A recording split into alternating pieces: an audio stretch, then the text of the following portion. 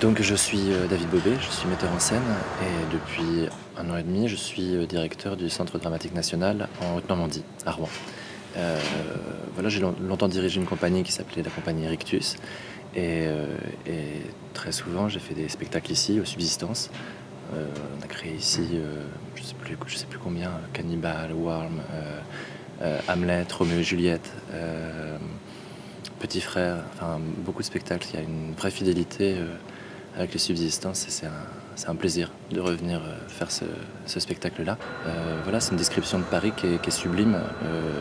Pas le Paris carte postale, pas le Paris d'Amélie Poulain, pas le Paris des films romantiques, mais le Paris effectivement des quartiers populaires, de l'immigration, des ordures, des gadgets chinois, des commerces qui viennent du monde entier, des kebabs, des putes à scooter, voilà un quartier extrêmement vivant et passionnant. Ouais. Les garçons sont à l'arrière, sur le marchepied. Il fait une chaleur tropicale. Un peu d'air ne leur fera pas de mal, je démarre. Le boulevard de Strasbourg, à 30 km/h. Un troupeau de voitures qui se traînent vers la gare de l'Est. Je domine le paysage et le smog. Le soleil mord, les carrosseries ont l'air brûlantes. Donc ce personnage, puisque c'est le portrait d'un personnage haut en couleur qui s'appelle Parfait Paris, qui est chauffeur de camion poubelle la journée. Et la description de Paris se fait à travers le pare-brise du camion poubelle.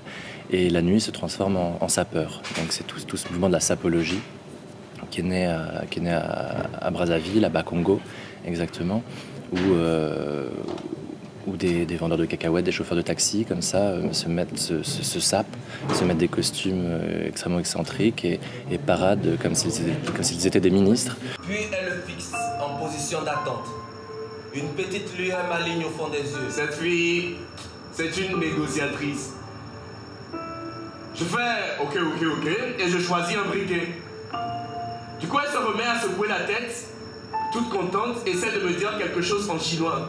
Bendad, abruti en mandarin. Mais moi, je ne comprends pas le chinois.